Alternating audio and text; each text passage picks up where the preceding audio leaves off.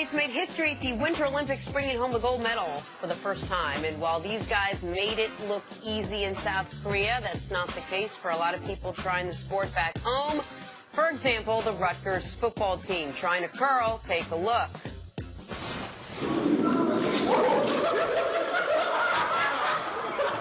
Everything I know about curling is that it is in the Olympics.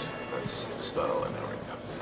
Pretty good competitor, so I'm going to try and do my best in this and see how I do. Natural 300-pound athlete, so I expect complete dominance in everything I do.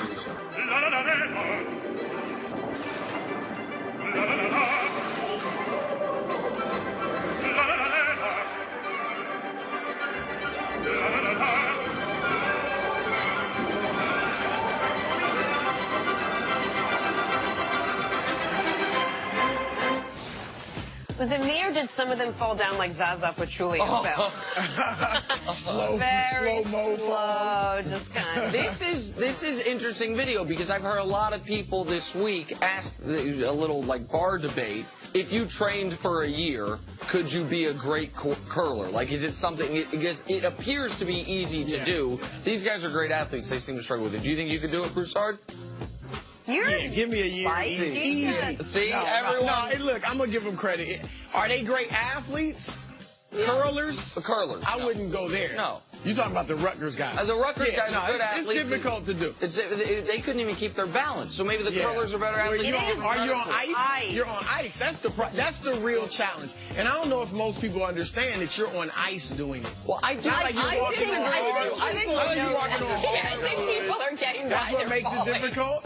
No, I think a lot of people understand that they're not just all falling over on I didn't know it was on ice until a little while it's like the Winter Olympics. What are you talking? All right, listen. That shows you how much the Winter Olympics I watch. Yeah, okay, fair enough. I love the Winter Olympics. Time for some stories to start your morning. In the Winter Olympics, it's a winter sport. Sorry. Dwayne Wade went off in the fourth quarter last night for Miami, scoring 15 points, including a game winner against the 76ers.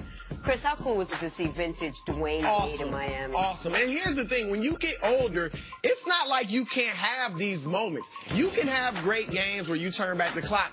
You just can't do it consistently, and that's the difference. And this might be D. Wade, if we're being realistic here, because he doesn't know he's going to play next year.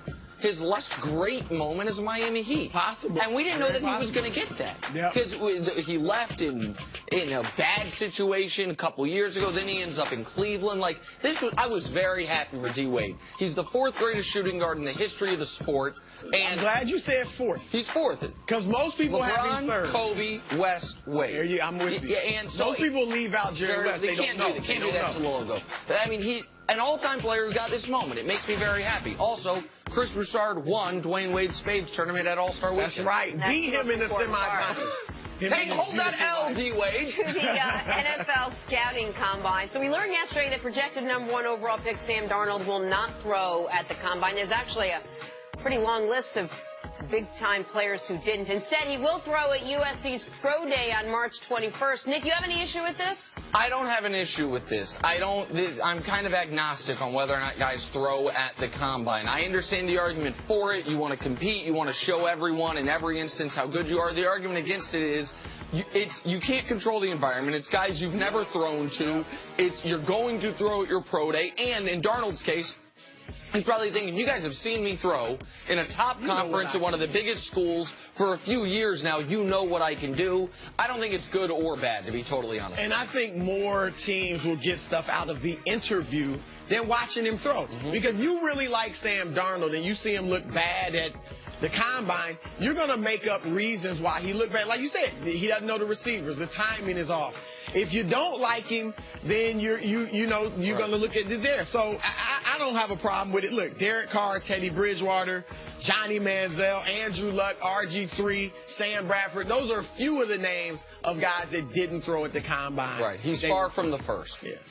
All right, moving on. Cowboys Vice President Stephen Jones said the team plans to meet with Dez Bryant's team sooner rather than later to discuss his future. Dez is owed $12.5 million next season. Nick, what do you think the Cowboys should do in this situation? I mean, I'm all for bluffing. I'm a card player. If you want to pretend you got the nuts here and that you're going to try to go all in, that's fine. But that's a poker term, Jenna. But I felt Jenna like, what did you just say? I don't think she was the only one. No. I apologize, America. It was a poker term. Everyone's not a gambler like I am. As I was saying, but I don't think the Cowboys have leverage here. I think Dez knows that if Dez gets cut, Dez becomes the best wide receiver on the market. So you can ask him to take a pay cut. If I were Dez, I'd hold my ground because I don't think they will actually follow through and cut him. Yeah, and if I'm the Cowboys, look, obviously his production hasn't warranted his salary the last few years, but to your point, the guy can be temperamental. The guy can become a real negative on that team if he feels slighted. I think he understands, I had a bad year. And you don't think they should even ask him about the pay cut because you think it could throw off his I think mentality. it would throw him off. And I think, look, you can do other things to kind of spread that money out a little bit, over a few more years. And if he doesn't produce this year, after all the criticism that he knows is out there, and I think he knows is legitimate, and he said he's going to work harder than ever, and he is a hard worker, if he doesn't come back and have a bounce-back year, then you can cut him next year. But you need him, because we said it before. Who you getting if you don't have Dez Bryant? And finally, the Packers are working on a new deal for Aaron Rodgers that would almost certainly make him the highest-paid player in league history. Nick, you surprised by this, given the fact that Rodgers still has 2 years left on his deal? Well, what is interesting is this. Rodgers has 2 years left on his deal. He's never been franchise tagged. He's owed $18 million this year, $20 million next year.